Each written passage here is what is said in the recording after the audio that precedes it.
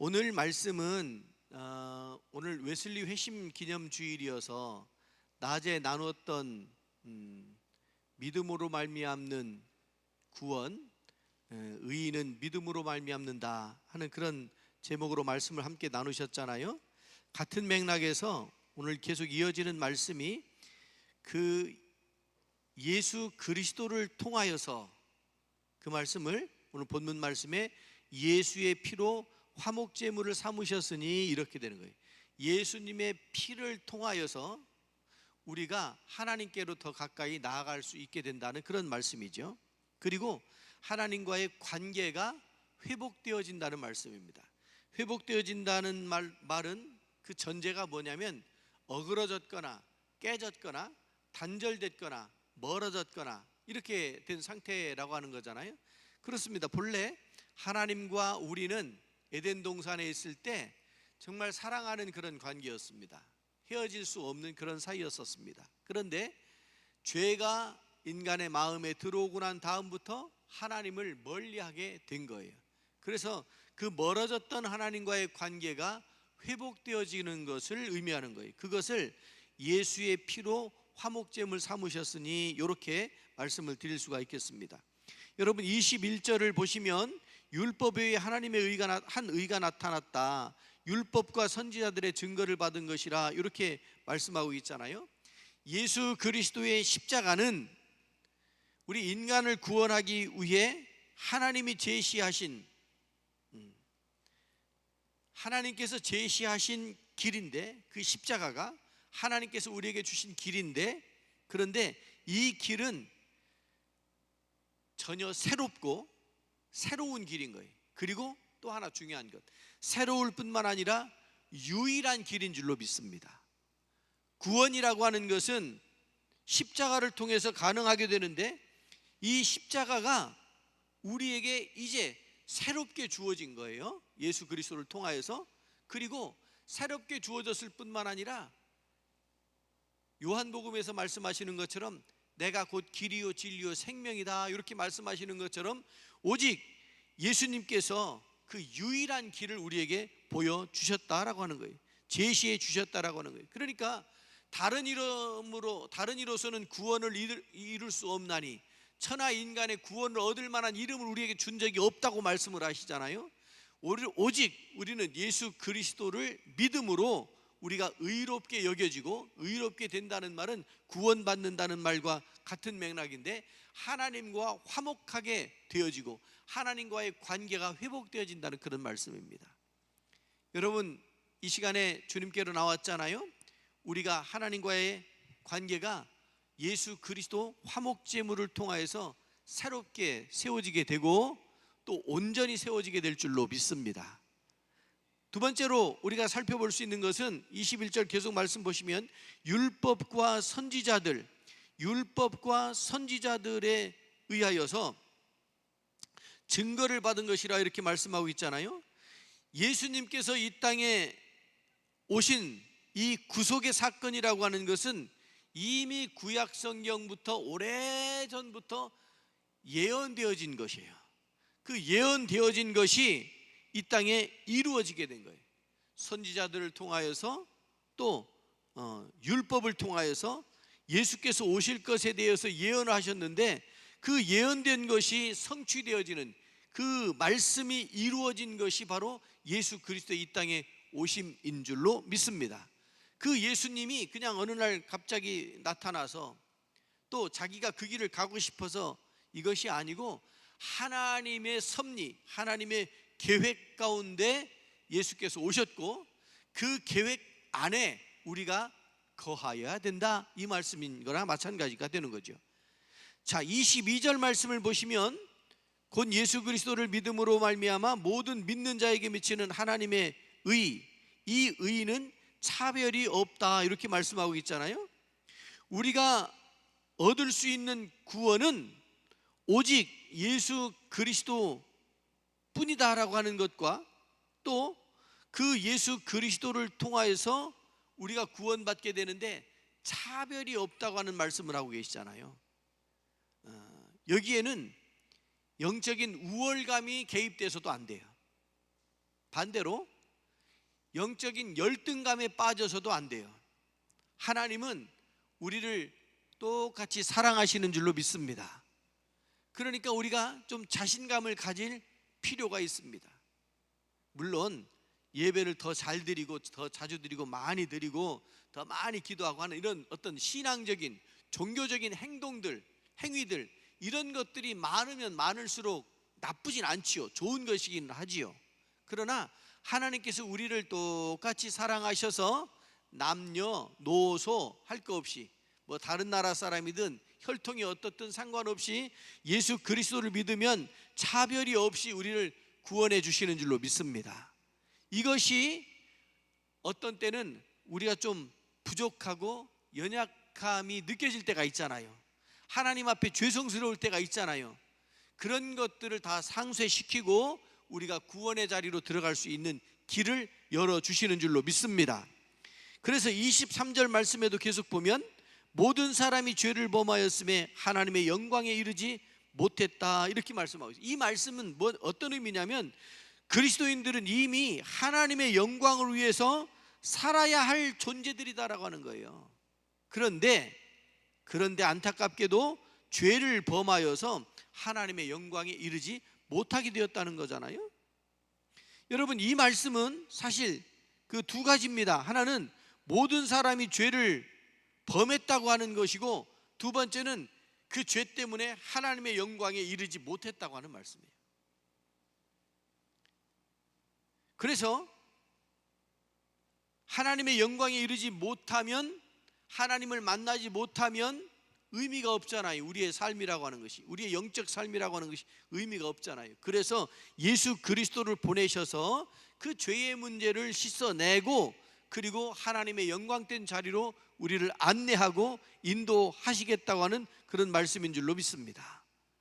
24절도 말씀을 보시면요, 예수님께서 우리에게 주신 구원이라고 하는 것은 죄와 사망으로부터 완전한 해방을 의미하는 거예요. 우리가 해방이라는 말을 많이 쓰잖아요. 자유라는 말도 많이 써요. 그래서 우리가 이제 일제시대 해방 그런 기쁨을 누리기도 했고 그렇습니다. 근데 그것도 하나님의 역사를 이끌어 가시는 하나님의 섭리로 우리가 그렇게 이해하기도 하는데요, 성경에서 자유와 해방을 의미하는 사건이 있었잖아요. 그게 뭐예요? 출애굽 사건이었단 말이에요. 출애굽도 역시 마찬가지로, 여러분, 이스라엘 민족이 어떤 힘이 있었습니까? 그들이 어떤 군사력이 있었습니까? 정치적인 어떤 힘이 있었습니까? 아무것도 없이 노예로 살고 있었어요. 무기력한 상태에 있었단 말이에요. 이스라엘 사람들이 애굽에서 살 때 그때는 아무 힘도 없었어요. 독립운동 했을까요? 우리 가나안으로 돌아가겠다고 복귀운동, 시오니즘 이런 것들을 했었을까요? 그때는 그런 게 아무것도 없었어요. 아무것도 없었어요.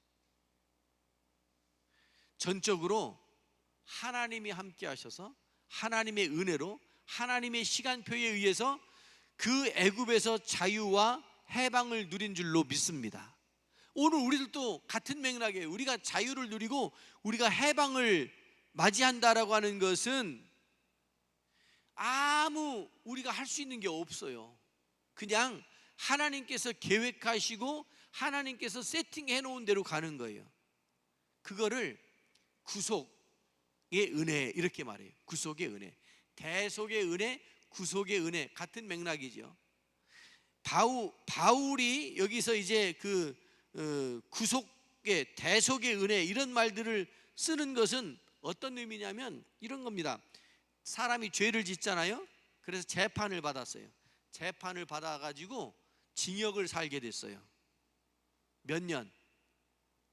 5년 살게 됐다고 합시다. 5년. 그런데 5년 징역을 사는데 5년 다 살지 않고 중간에 나올 수 있는 방법이 있어요. 그게 뭐예요? 그게 대통령 사면권이에요. 사면권이라고 있죠? 사면. 그냥 나오게 되는 거예요. 아무것도 없어요. 잘한 것도 없고 그냥 대통령이 이 사람 사면시켜 줍시다 하고 그 이름 쓰고 서명하면 나오는 거예요. 또 하나 방법이 있어요. 죄값에 대한 벌금을 내면 돼요. 벌금을. 그게 속전이라는 말이 거기서 나오는 거예요. 속전. 대속하는 비용, 그게 속전이거든요. 그 5년치를 살 만큼을 벌금을 내고 나오는 거예요. 이게 대속, 속전, 그런 의미예요. 예수님이라고 하는 값을 지불해주고 죽음의 자리에 있던 우리를 살려내신 줄로 믿습니다. 노예로 살고 있던 이스라엘 사람들을 살려내신 것처럼 예수님이라고 하는 값을 지불하고 우리에게 자유를, 그리고 우리에게 해방을 주신 줄로 믿습니다. 지금 로마서에서 그 말씀을 하는 거예요. 그것이 하나님의 의가 되어서 우리가 더 이상 죄의 자리에 있지 아니하고 생명의 자리, 자유의 자리로 나오게 되었다라고 하는 말씀이죠. 바울이 여기서 하시는 말씀이 그 구속의 은혜, 구원의 은혜, 죄와 사망으로부터 완전한 자유, 완전한 해방을 누리는 것, 그것을 구속이라고 얘기했고, 그것을 속전을 통해서 값을 지불하는 거라고 그랬는데, 예수님 피값으로 우리가 자유를 누리고 우리가 구원을 받게 된 줄로 믿습니다. 지금 그 말씀을 하고 계시는 거예요.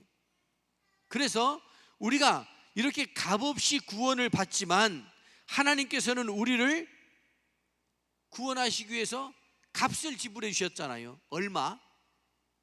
얼마를 지불하셨어요? 예수님의 핏값으로 우리를 살려내신 거예요. 엄청난 대가를 치르고 우리를 살려내신 거예요. 그런데 우리가 언제 그렇게 해달라고 해서 그렇게 된 것이 아니고, 이것을 선물이라고 얘기하잖아요. 하나님께서 전적으로 주신 선물이라 이렇게 말씀하고 계시는 거예요. 선물은 받으면, 선물 받았다고 그 값을 줘요? 그러면 선물이 아니죠. 그거는 사는 거잖아요. 선물은 받고 어떻게 해야 돼요? 고맙습니다, 감사합니다, 이게 선물이에요. 이게 선물이에요. 제가 오늘 태어나서 제일 성대하게 축하를 받았습니다. 감사드립니다. 박수 치는 거예요? 여러분, 제가요, 뭘 그런 거 하느냐고, 안 해도 된다고 거절하면 여러분 어떻게 할 거예요? 얼마나 민망하겠어요, 그죠? 그렇잖아요? 더 잘 차려주지 않아서 그러나? 이런 생각도 들고 그럴 거 아니에요? 선물은요, 그렇게 하는 게 아니에요. 그냥 받는 거예요. 그리고 고맙습니다, 감사합니다, 그거로 끝나는 거예요. 그리고 그런 걸 은혜라고 얘기하잖아요. 그걸 은혜라고 얘기하는데, 그 은혜는 그 다음에 제가 갚아 나가는 거예요. 그래서 그런다고 소문 나가지고 제 아내가 우리 가만히 있지 말고 뭐 하자고 그래가지고 우산 나눠드린 거예요. 자, 어쨌든 선물이라고 하는 것은 서로 주고 받고 이렇게 할 수 있잖아요. 그런데 주는 사람은 대가를 바라면 안 되고, 받는 사람은 거절하면 안 되고, 감사합니다, 그래야 선물이 온전하게 되는 거예요. 여러분, 예수님이 우리에게 선물이 되신 줄로 믿습니다. 예수님 거부할 수 있어요? 예수님 거절해도 돼요? 안 된다고요. 그런 의미에서 그런 거예요. 그러니까 값없이 구원받는 것, 그러나 우리에는 우리가 어떻게 갚을 길이 없어요. 예수님의 생명을 예수님의 피값으로 어떻게 갚겠느냐고요. 그러나 하나님께서는 우리를 살리시기 위해서 엄청난, 왜냐하면 그 로마서 6장 23절에 죄의 삭은 사망이라고 그랬잖아요. 사망에서 생명을 바꾼 거예요. 사망에서, 죽음에서 생명으로 바꾸는 그 엄청난 사건이 예수 그리스도를 통해서 이루어지게 됐다고 하는 말씀이잖아요. 그리고 그 예수님의 피라고 하는 것은 구약의 수없이 많은 양을 잡고 소를 잡아서 드려진 그 제사보다 어때요? 언젠가 우리 그런 적이 있었어요. 제가 처음 목회 나갔을 때가 90년대 초반이었는데, 정말 감리교회 오지에 갔어요. 그런데 진짜 그런 얘기, 저는 그런다더라 하는 얘기만 듣고 갔는데 실제로 그런 얘기를 들었어요. 우리 교회에서 가까운 데 있는 교회가 우리 교회를 이단이라고 얘기한대. 감리교회가 이단이에요? 그러면 그 교회는 3단이야. 실제로 그런데 그런 인식 속에 있는데 어느 교수님이 나와가지고 예수님의 피나 짐승의 피나 똑같다고 이래버렸네. 근데 그게 깊이 들어가면 무슨 말 하려고 하는지는 알겠어요. 죄를 사하기 위하여서, 죄 사하는 의미에서 짐승의 피나 예수님의 피가 다르지 않다, 요 얘기를 하려고 했던 것 같아요. 그런데 어떻게 그거를 단순하게 그렇게 비교해 버리니까, 그렇게 이야기를 하니까 우리가 복잡하게 생각하지 않는, 깊이 생각하지 않는 사람들은 이게 뭐야, 예수님의 피가 짐승의 피와 같다고? 이래가지고 막 사람들이 진짠가 봐, 감리교 이상해, 이단이, 막 이런 얘기들이 막 나왔었어요. 여러분, 짐승의 피와 양의 피와 소의 피와 예수님의 피가 같을까요? 같지가 않아요. 어떤 의미에서 그러냐면요, 이런 거예요. 여러분, 구약시대 때 제사는 어떤 의미가 있느냐면 죄를 사함받는 의미가 있었지요. 제사. 그래서 제사는 제사장이 집례하잖아요. 제사장에게 나오면 제사장과 함께 그 죄를 그 짐승에게 전가하고 그 피를 흘리고, 그렇게 해서 그 제물을 각을 떠가지고 이렇게 그 번제단에다 얹고 태우고 하는, 그런, 이게 제사잖아요. 그러니까 짐승의 피를 흘리는 거예요. 그런데 오늘 하나님 정말 잘못했습니다, 죄를 용서해 주세요 하고 죄를 크게 지어가지고 소를 끌고 왔다고 쳐요. 그런데 이제 다시는 죄 짓지 말아야지 하고 결심을 하고 단단히 마음 먹고 갔는데, 가다 보니까 마음에 안 드는 일이 또 생겼네. 그래가지고 성질을 확 내버렸네. 그럼 어떻게 해야 돼요? 또 이번에는 조금 덜 성질 냈으니까 양을 끌고 올까? 양? 그리고 지난번에 소를 드리고 양을 드려서 이번에는 없으니까 비둘기를 드릴까? 여러분, 구약시대 때는요, 죄를 지을 때마다 죄 사함의 과정이 필요했습니다. 그게 제사였어요. 그래서 끊임없이 짐승을 잡아가지고 제물을 드렸어야 돼요. 그런데 예수님은 몇 번, 단번에 한 번, 유일회적으로 이렇게 했어요. 한 번에 우리의 모든 죄를 사해 주셨는 줄로 믿습니다. 그러므로 예수님의 피하고 구약의 제사 드릴 때 드렸던 제물의 피가 같을 수가 없다라고 하는 거예요. 그거를 25절에서 하시는 말씀이죠. 화목제물로 삼으셨으니, 이 화목제물을 드림으로, 제가 이제 여러분 헌금할 때 이제 화목제물에 대한 기도도 하고 그러잖아요. 하나님과 우리와의 관계가, 물론 헌금을 드린다고 해가지고 그게 뭐 완성되거나 그러는 건 아니에요. 그러나 우리의 마음이 하나님과 관계가 회복되어야 되는 그런 목적이 우리의 삶에 있잖아요. 그것뿐만 아니라 형제들 간에, 이웃들 간에 십자가, 가로 세로인 것처럼 이웃 간에도 또 하나님과의 관계 속에서도 우리가 회복이 되어져야 되잖아요. 그런 의미로 기도도 하고 그러는데, 여기 25절에서 그의 피로써 믿음으로 말미암는 화목제물을 세우셨다. 우리를 의롭게 하기 위해서 그렇게 하셨다. 그러니까 죄인이었는데 옳다고, 잘못됐다고 말하지 않고 옳다고, 의롭다고 말씀해 주시기 위해서 예수님께서 십자가를 지셨다라고 하는 거예요. 그 예수님을 믿음으로, 그 내용을, 지금까지 쭉 말씀드린 이 내용을 믿음으로, 할렐루야, 오직 의인은 믿음으로 말미암아 살리라, 이 명제는 예수님 그 십자가, 그 내용, 지금까지 드렸던 이 내용을 믿음으로, 그러니까 우리가 예수님을 믿는다고 하는 것은, 예수님의 이름을 믿는다고 하는 것은 그냥 막연한 것이 아니고요, 실제적인 구체적인 사건들로 드러난 그런 내용이 그 속에 있는 거예요. 그것이 바로 예수님이 피 흘려 십자가를 지신 그런 거예요. 그러니까 오직 의인은 믿음으로 말미암아 살리라. 이 믿음이라고 하는 것이 예수 그리스도의 속죄의 대속의 사건이 그 속에 녹아져 들어있게 되는 거죠. 그래서 예수님의 십자가는 하나님의 사랑, 하나님의 공의, 이런 것들이 그대로 나타나는, 본래 하나님의 사랑과 하나님의 공의라고 하는 것이 조금 이렇게 개념적으로는 상충되어지는 거예요. 은혜와 사랑과 은혜와 사랑, 이거는 뭐냐면, 은혜와 사랑은 뭐냐면, 잘못해도 아유 그럴 수도 있지, 아유 오죽했으면 그러겠어 하는 이런 심정이 은혜와 사랑이에요. 여러분, 하나님의 은혜와 사랑이 없으면 우리는 죽어도 이미 벌써 죽었습니다. 어떤 의미에서요? 하나님의 공의만 있다고 한다면, 공의는 뭐예요? 옳고 그름을 따져서 죽이고 살리고 이거 하는 것이 하나님의 공의잖아요.